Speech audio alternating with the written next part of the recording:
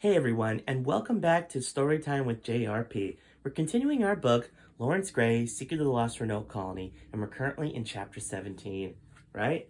Yeah. So if you're just joining us, head back to chapter 1 so you don't miss any crucial details. So, a brief recap of where we are so far. There's three main characters, the historian Lawrence Gray, his friend Jack Larrabee, and Gray's son, Jason. They were all captured by the government because they accidentally accessed a secret government website involving the secret Renault colony. So now they're all together being interrogated by the evil General Sheldon, and they just recently found out that perhaps the Renault colony was abducted by aliens from outer space. What could he be talking about? Well, we're going to find out more in the next chapter titled History of the Renault Colony Part 2. I don't expect you to believe it, Gray, said Five-Star General Phil Sheldon gravely.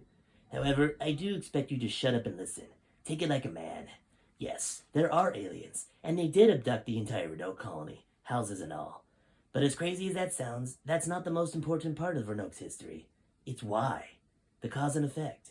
You see, believe it or not, the aliens were more than just flyby abductors. They came with an express purpose, which was nothing less to take over the world. Our founding fathers had to act fast. Before the other nations could think of anything to say, the imminent alien forces... Before the other nations could think of anything to say to the imminent alien forces, they came up with an idea. They asked the aliens if one colony could be sacrificed to save the rest of the world. Well, that's when our founding fathers found out what kind of people we were dealing with. These aliens were not as hostile as they seemed. They merely, shall we say, lacked a sense of manners. They wanted to observe humans, the way they behaved, when put under very unusual circumstances. The general paused for a moment. All three listening seemed to be either in shock or having a really hard time believing it. Just try to be open to possibilities, guys. Everything imaginable can happen, and around here, it usually does. Sheldon could see he wasn't really going to get a response, so he continued with his story. Obviously, our founding fathers did not want to give up any colony, but something had to be done if Earth was to remain in its current state. So far, none of the commoners of the world knew about extraterrestrial negotiations. Only the world leaders knew, thanks to an alien representative sent to each capital of every country. Our fathers wanted to keep it that way, and you can see that they have. They knew that they should offer the smallest colony possible to aliens. They chose Roanoke.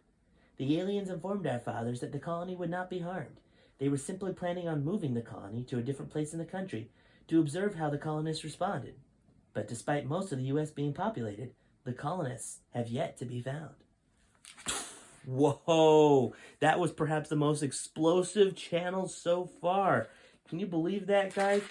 Man, we just basically got the full lowdown that aliens did indeed capture the Renault colony and took them somewhere. So the question is, now, where are they? Are their descendants still alive? Well, you're just going to have to find out next week in Chapter 18, guys. All right, I'll see you then.